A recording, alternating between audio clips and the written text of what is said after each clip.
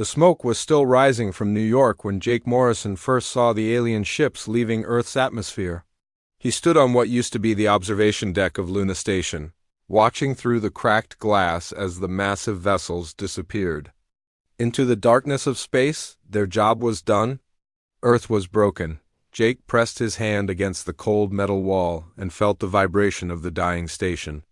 The artificial gravity was failing and debris floated past the windows like deadly snow. He had been a captain in the Earth Defense Fleet for 15 years, but now there was no fleet left to command. The aliens had destroyed everything in just 6 hours. The Vorthak Empire had given humanity one simple choice: surrender or die. When the governments of Earth refused to bow down, the aliens had shown them what their advanced technology could do. Every major city was now a crater.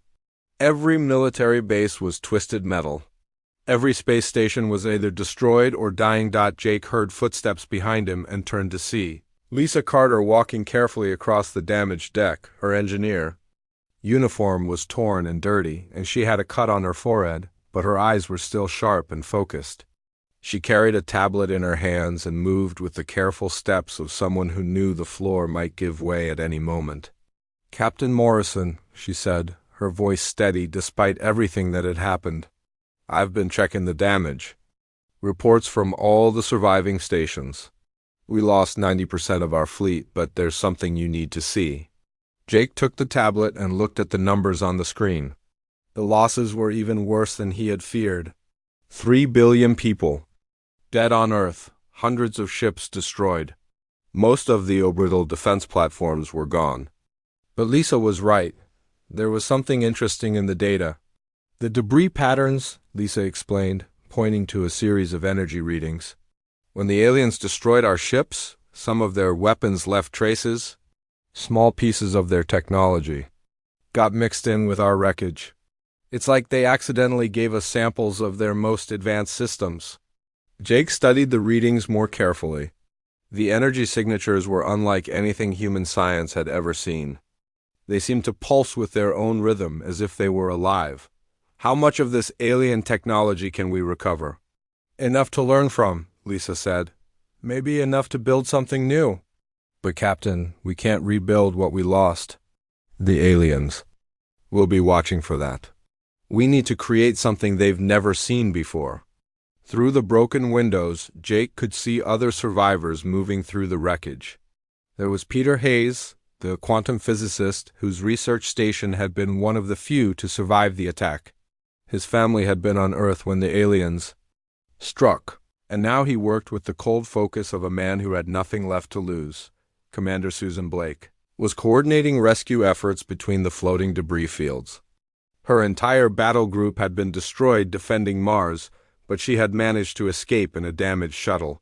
Now she moved from station to station, gathering survivors and keeping them organized. There were others too. Mechanics who had been working on ships when the attack began. Scientists who had been conducting research in deep space. Soldiers who had been too far away to help defend Earth. They all had one thing in common: they had survived, and they were angry. Jake handed the tablet back to Lisa and looked out at the wreckage again. The aliens had made their point. They had shown humanity that resistance was useless, but they had also made a mistake. They had left behind pieces of their own technology, scattered throughout the debris like seeds waiting to grow. "How many survivors do we have?" Jake asked. "About 50,000 across all the remaining stations," Susan Blake reported as she joined them. "Most of the heavy industrial equipment is gone, but we still have some manufacturing capability. The question is what we do with it." Jake was quiet for a long moment, thinking about the choice ahead of them. They could try to rebuild Earth, but the aliens would just destroy it again. They could try to hide, but the Vorthak Empire controlled most of the galaxy. Or they could do something else entirely. "We use what they gave us," Jake said finally. "We take their technology and we learn from it. We build something new, something they won't expect." Peter Hayes joined the group, his face grim but determined. "I've been analyzing the alien energy signatures," he said. "Their technology isn't just advanced, it's connected. Every piece of debris carries a quantum signature that links back to their main fleet. If we can understand how it works, we might be able to track them, Lisa nodded slowly. And if we can track them, we can hunt them. The idea was crazy, but it was also the only option that made sense. The aliens had destroyed Earth because they thought humans were weak. They had left behind samples of their technology because they thought humans were too primitive to understand it. They had made the same mistake that many powerful empires throughout history had made. They had underestimated their enemies. Where do we start? Susan asked. Jake looked around at the group of survivors. They were tired, grieving, and angry. But they were also some of the best engineers, scientists, and soldiers humanity had ever produced. They had survived the worst attack in human history, and they were ready to fight back. We start by disappearing, Jake said. The aliens think they've won, so we let them think that. We find a place to hide, somewhere they won't look for us. Then we start building. Over. The next few days, the survivors worked together to plan their next move. They would need a base of operations, somewhere hidden but with access to the raw materials they needed. They would need to salvage as much alien technology as possible before the Vorthok came back to clean up the debris. And they would need to work in complete secrecy. The plan they developed was simple but dangerous. They would move to an asteroid in the belt between Mars and Jupiter, one of thousands of rocks that the aliens would never bother to check. There they would build a new kind of ship, one that combined human engineering with alien technology. As they prepared to leave the dying Luna station, Jake took one last look at Earth through the cracked windows. The planet that had been humanity's home for millions of years was now a wounded sphere, its surface scarred by alien weapons. But it was still there, still turning, still waiting for its children to return. We'll be back, he promised quietly. And when we come back, we'll bring hell with us. The survivors loaded their shuttles with everything they could carry: tools, equipment, food, and most importantly, the pieces of alien technology they had recovered from the wreckage. They were leaving behind everything they had ever known, but they were taking with them something more valuable than any material possession: the knowledge of how to turn their enemies' strength against them. As the small fleet of shuttles moved away from Earth, Jake thought about what they were about to attempt. They were going to take the rubble of their civilization and forge it into a weapon. They were going to use the aliens' own technology to hunt them down. They were going to show the galaxy what humans could do when they had nothing left to lose. The Vorthok Empire thought they had destroyed humanity. Instead, they had created something far more dangerous: humans with nothing left to lose and alien technology to work with. The galaxy was about to learn why Earth had produced so many stories about heroes who rose from defeat to claim victory. The real war was just beginning. The asteroid was perfect for hiding. It was just another rock floating in the belt between Mars and Jupiter, one of millions that no one would ever think to check. Jake Morrison stood in the main tunnel they had carved into the center of the rock, watching as hundreds of workers moved equipment and supplies deeper into their new home. 3 months had passed since the attack on Earth, and the survivors had transformed the hollow asteroid into something amazing. They had built living quarters, workshops, laboratories, and even a small manufacturing center. The rock that had once been empty space was now buzzing with activity as people worked around the clock on their secret project. Lisa Carter wiped sweat from her forehead as she checked the power systems in the main workshop. The alien technology they had salvaged was unlike anything humans had ever worked with before. It seemed to think for itself, adapting to whatever they tried to build with it. She had been an engineer for 20 years, but this was like learning a completely new language. The power core is stable, she reported to Jake as he walked through the workshop. The alien energy systems are 3 times more efficient than anything we've ever built. But Captain, there's something strange about how they work. It's like they're all connected to something bigger. Jake nodded as he looked at the glowing components spread across the work tables. The alien technology pulsed with a blue-green light that seemed alive. Every piece they had recovered from the wreckage carried the same energy signature, as if they were all part of one giant machine, Peter Hayes had been working day and night in his laboratory, trying to understand how the alien systems functioned. His research had led to some incredible discoveries, but also some disturbing ones. The quantum physicist looked tired but excited as he joined Jake and Lisa in the workshop. "I've figured out how their technology works," Peter said, his voice filled with wonder and fear. "It's not just advanced, it's connected across space and time. Every piece of Vorthak technology is linked to every other piece through quantum entanglement. When they destroyed our ships, they accidentally created a network we can tap into." Lisa stared at him. "You mean we can use their own technology to spy on them?" "Better than that," Peter replied. "We can use it to track them. Every Vorthak ship, every base, every weapon, they're all connected to the same quantum network. If we can build a ship that interfaces with that network, we can see everything they're doing." Jake felt a cold smile cross his face. The aliens had made their biggest mistake when they decided to destroy Earth. They had been so confident in their victory that they hadn't bothered to clean up their own technology from the wreckage. Now that technology was going to be used against them, Commander Susan Blake had been busy with her own project. She had been contacting every surviving human settlement, every hidden colony, every ship that had escaped the initial attack. The response had been overwhelming. Thousands of people were coming to join their cause, bringing skills, equipment, and most importantly, the burning desire for revenge. "We have engineers from the Mars colonies," Susan reported during their daily planning meeting. "Scientists from the research stations near Jupiter. Even some military specialists who were conducting deep space operations when the attack happened. Everyone wants to help build this ship." The ship was taking shape in the largest chamber they had carved from the asteroid. It was unlike anything humans had ever built before. Traditional Earth ships were designed for efficiency and standardization. But this vessel was being built from necessity and innovation. Every component was custom-made. Every system was adapted from salvaged alien technology. Jake walked through the construction area, watching as teams of workers welded, assembled, and tested the various systems. The hull was beginning to take shape, and it was massive. The ship was going to be 3 kilometers long when finished, bristling with weapons and defenses that combined human engineering with alien technology. "What are we calling her?"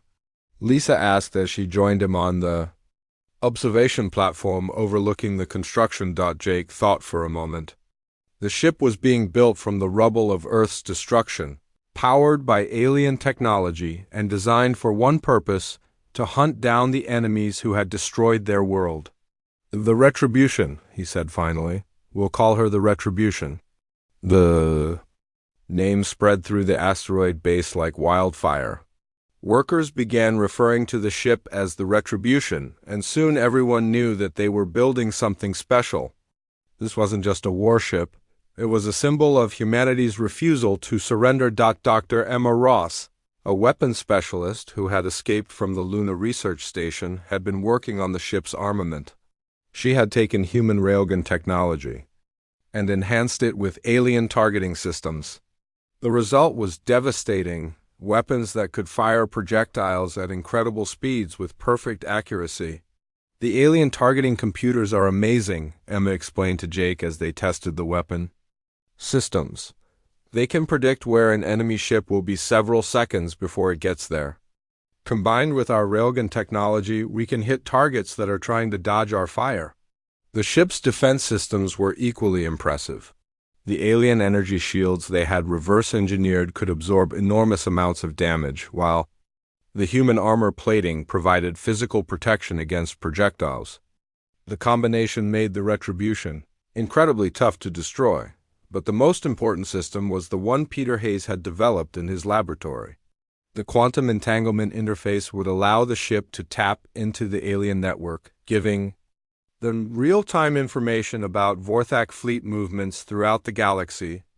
They would know where their enemies were before the aliens knew they were being hunted. As the months passed, the Retribution began to look more and more like a real warship.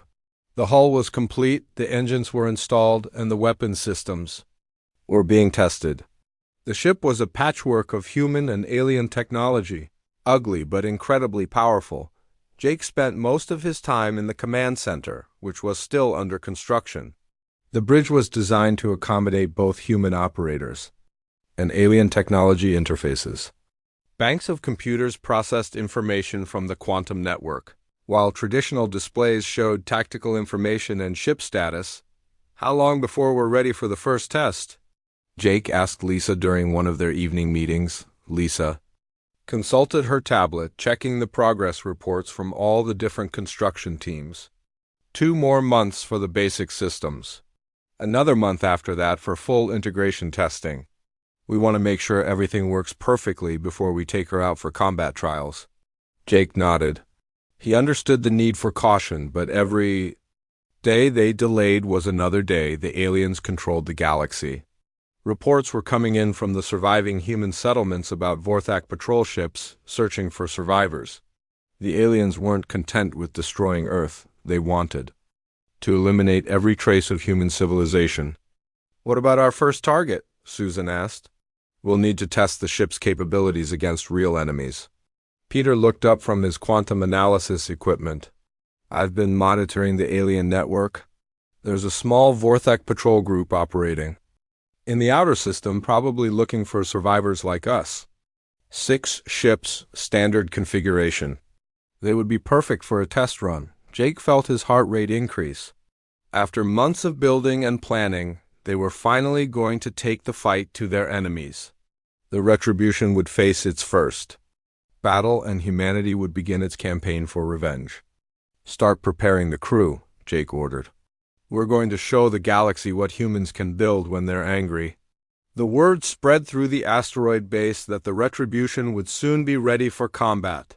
Workers redoubled their efforts. Engineers ran final checks on their systems, and weapons specialists prepared for the first test of their deadly creation. The ship that had been built from the rubble of Earth's destruction was about to become the most feared vessel in the galaxy. The aliens had given humanity debris, but humans had forged it into something terrible and beautiful, a weapon of pure vengeance that would carry the fury of an entire species across the stars. The hunt was about to begin. Jake Morrison stood on the bridge of the Retribution, his hands gripping the captain's chair as the massive ship powered up for the first time. The command center hummed with alien energy, its walls lined with displays that showed information in both human and Vorthak languages. After 6 months of construction, the ship was finally ready for its first real test. Lisa Carter monitored the engineering systems from her station, watching as the alien power cores came online one by one. The energy readings were beyond anything she had ever seen. The ship's hybrid engines drew power from both human fusion reactors and Vorthak quantum cores, creating a combination that should have been impossible.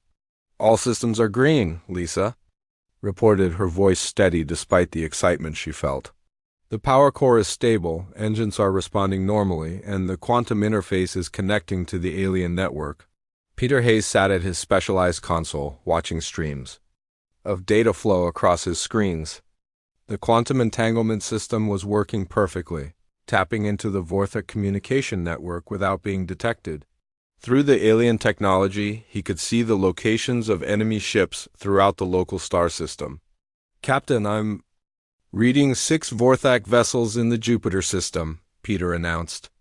"They're conducting what appears to be a search pattern, probably looking for human survivors. Standard patrol configuration, 3 heavy cruisers and 3 escort fighters."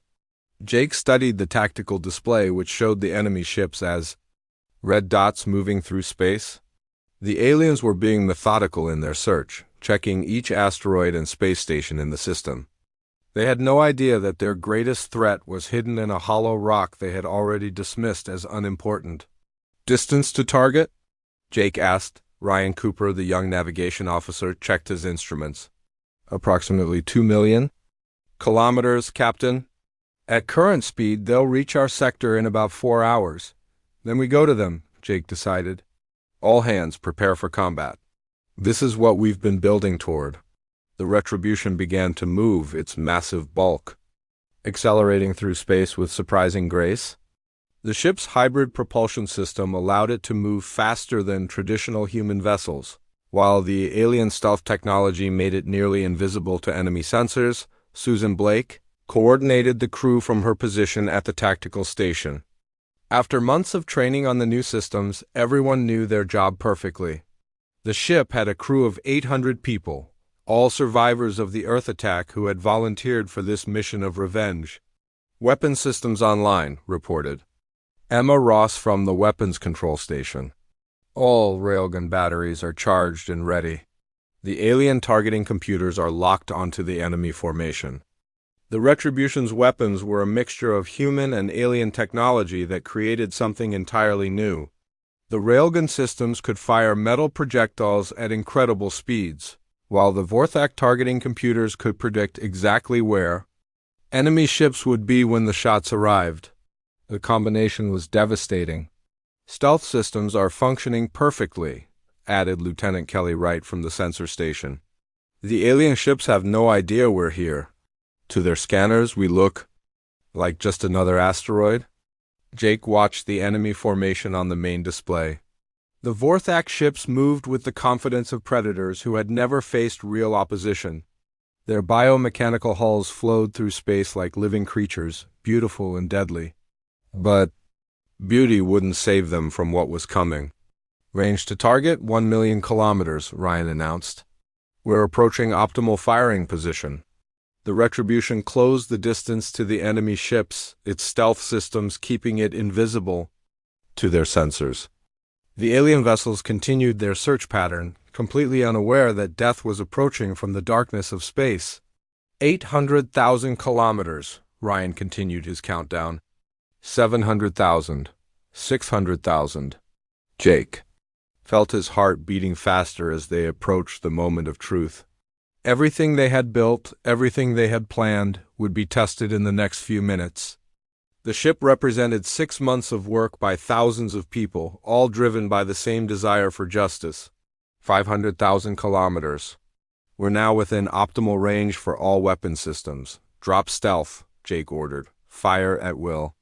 The Retribution's stealth field collapsed, revealing the massive ship to the startled alien sensors. But before the Vorthak vessels could react, the human ship's weapons opened fire.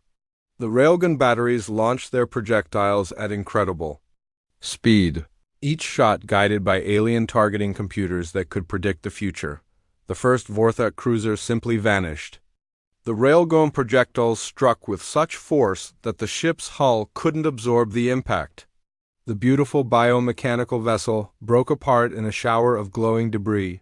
Its crew killed instantly. The second ship tried to turn and flee, but the Retribution's quantum-enhanced targeting system had already calculated its escape route.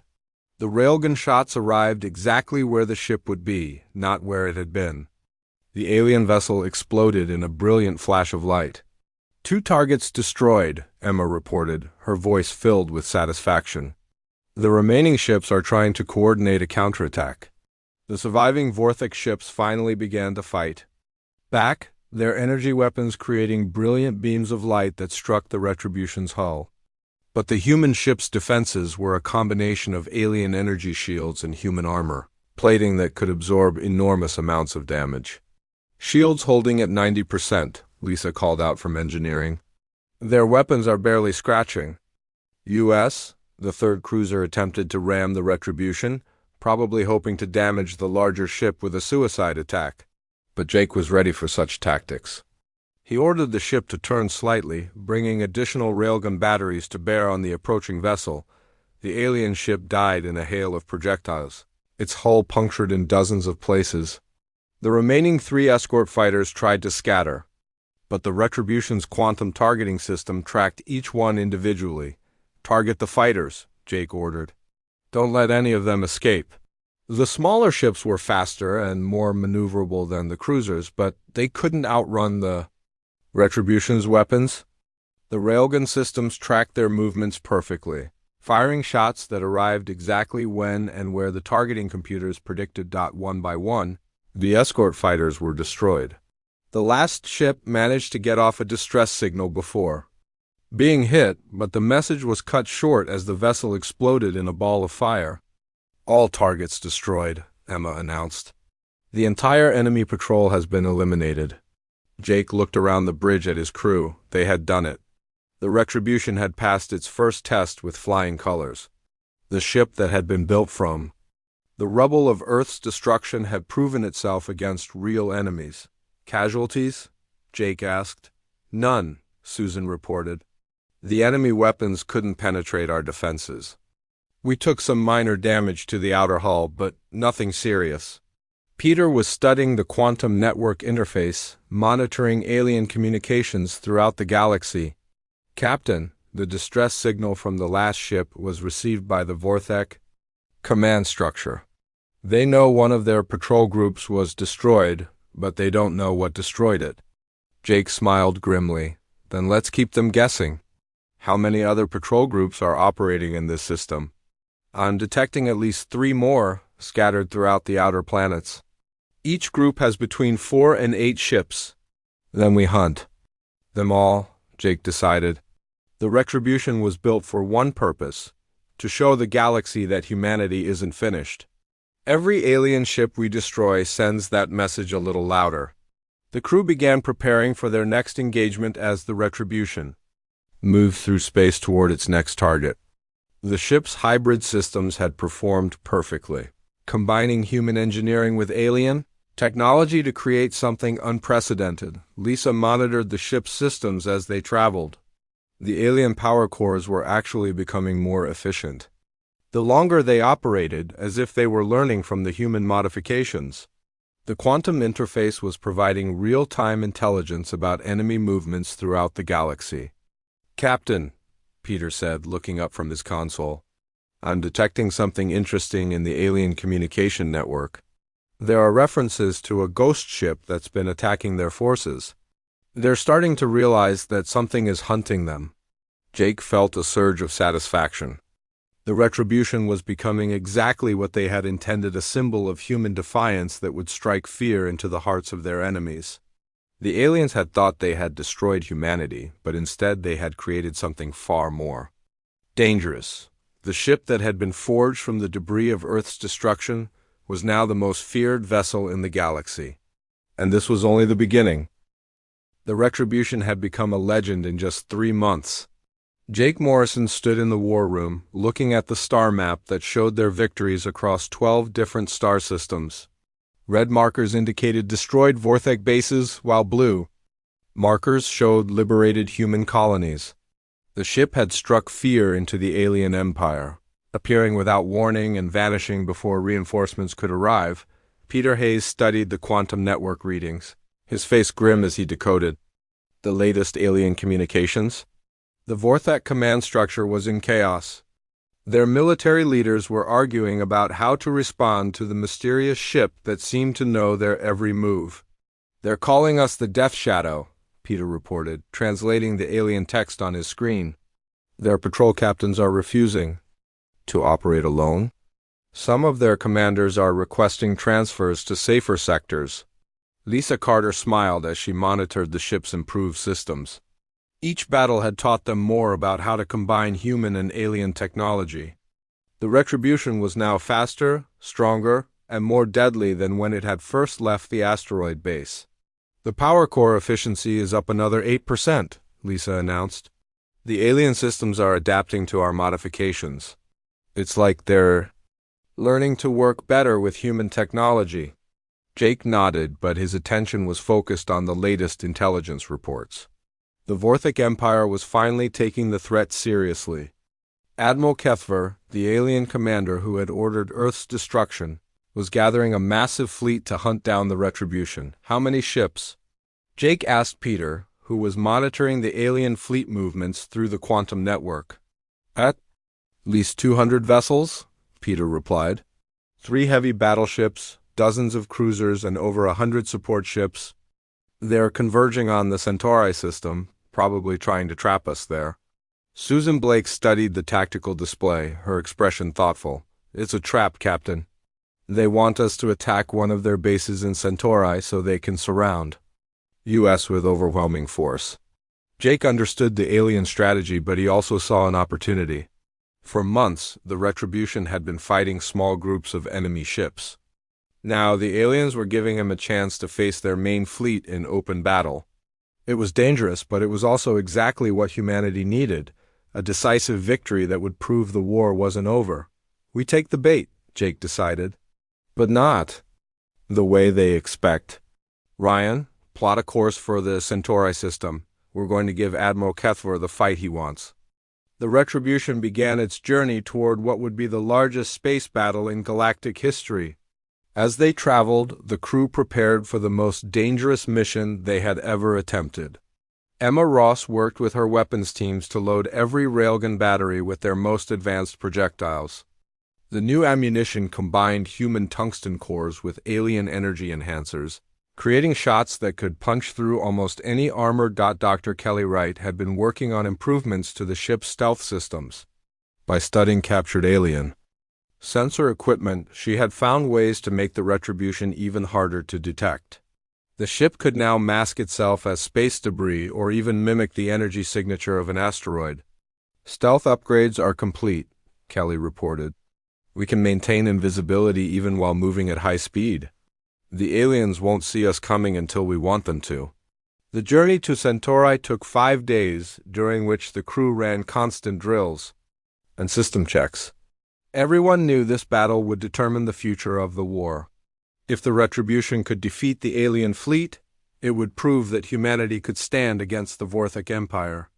If they lost, the Resistance would die with them. As they approached the Centauri system, Peter monitored the alien communications network. The enemy fleet was positioned exactly where they expected, surrounding the fourth planet where a small human colony was trying to survive under alien occupation. The Vorthic fleet is in standard defensive formation, Peter reported. Admiral Kethver's flagship, the Worldbreaker, is at the center. It's their largest battleship, heavily armed and armored. Jake studied the enemy formation on the main display. The alien ships were arranged in 3 defensive rings around the planet, with the largest vessels in the center and smaller ships patrolling the outer edges. It was a classic defensive strategy designed to catch any attacking force in crossfire. They're expecting us to attack from one direction, Jake observed. But what if we attack from all directions at once?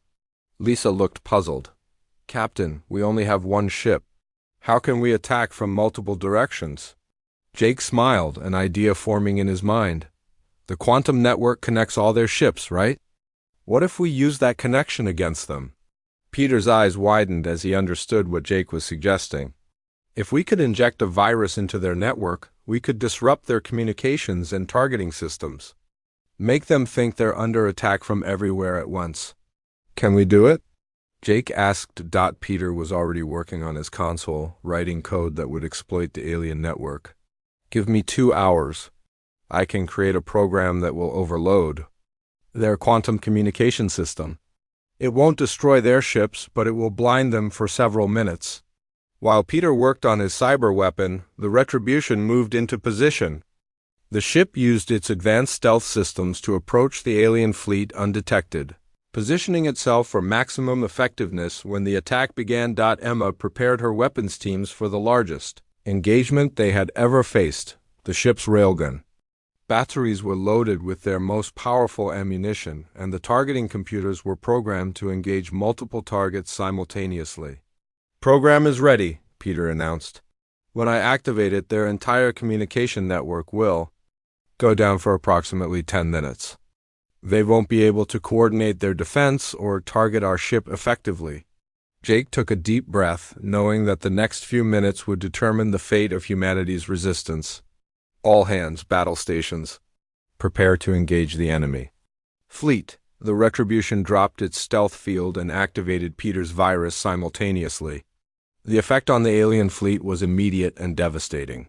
Ships began firing randomly as their targeting systems malfunctioned.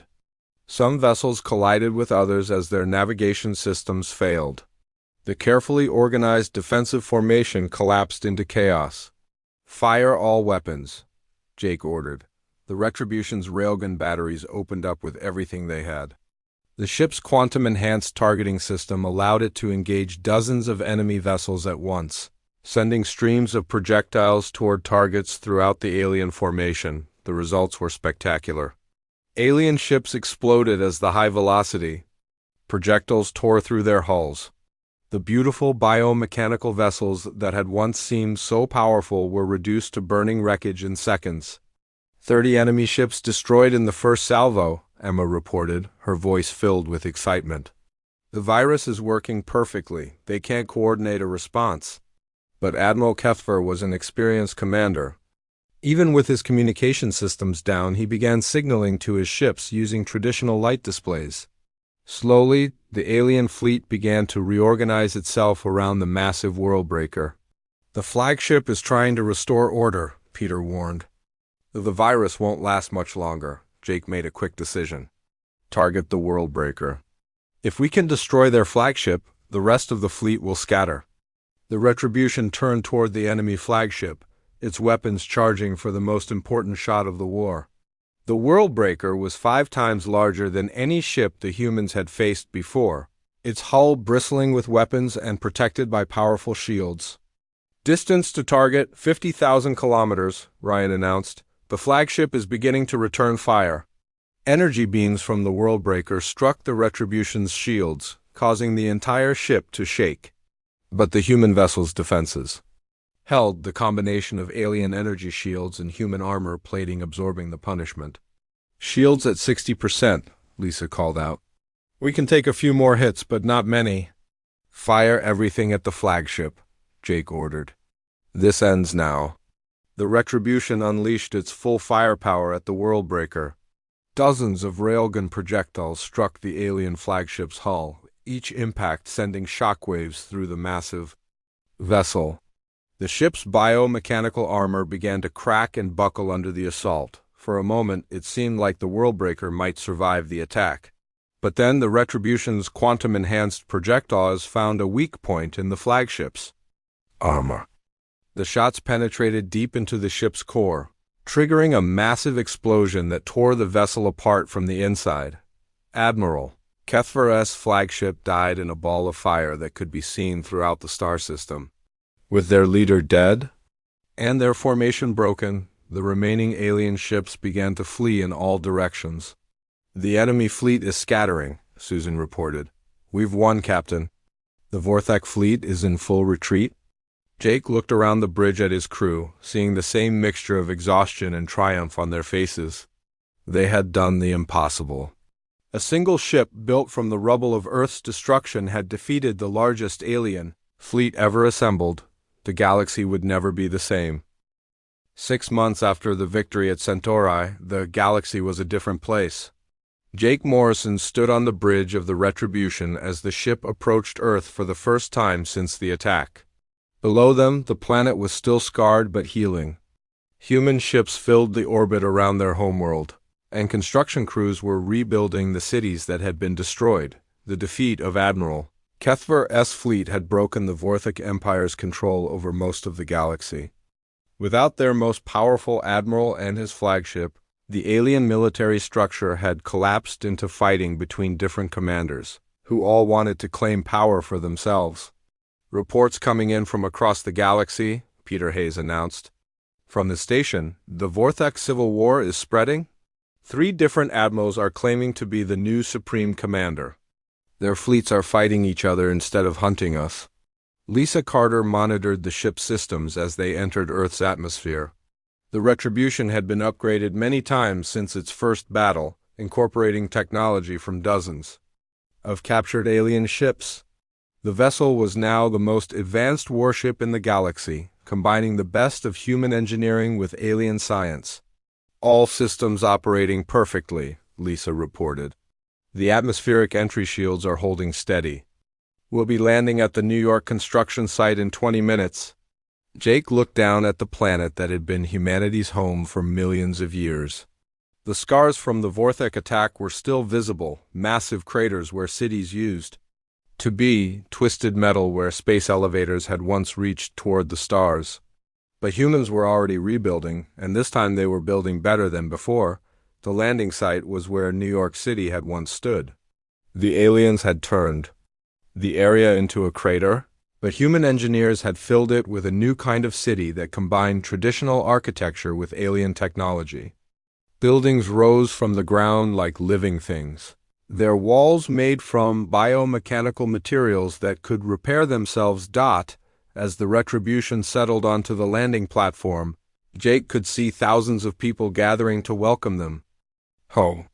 These were the survivors of the attack, the refugees who had scattered across the galaxy, and the new generation of humans who had been born during the war years. Susan, Blake coordinated the crew as they prepared to disembark. Many of the original survivors had families they hadn't seen in over a year. Others had lost everyone they cared about and considered the ship's crew their new family.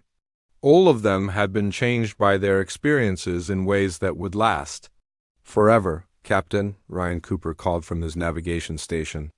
"We're receiving a transmission from the Earth government.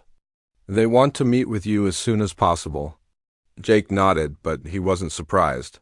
The provisional government that had formed after the attack wanted to understand what the Retribution had accomplished and what it meant for humanity's future. The ship had become more than just a weapon. It was a symbol of human determination and ingenuity. The meeting took place in the rebuilt United Nations building, a structure that combined glass and steel with alien biomechanical materials. Jake found himself sitting across from President Maria Santos, a woman who had been a minor diplomat before the attack but had become the leader of humanity during its darkest hour. "Captain Morrison," President Santos began, "what you and your crew have accomplished is beyond anything we could have imagined. The Retribution has not only defeated our enemies but has given humanity hope for the future." Jake looked around the room at the other government officials, scientists, and military leaders. They all had the same expression, a mixture of gratitude and amazement at what a single ship had accomplished. "We didn't do it alone," Jake replied. "Every human settlement, every survivor, every person who refused to give up contributed to this victory. The Retribution was built by thousands of people who wanted to show the galaxy that humanity wouldn't surrender."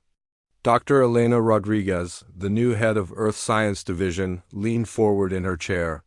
"Captain, we need to understand the technology you've developed. The combination of human and alien systems on your ship represents a breakthrough that could change everything." Jake nodded. "We're prepared to share everything we've learned. The Retribution was never meant to be the only ship of its kind. We always intended to build a fleet."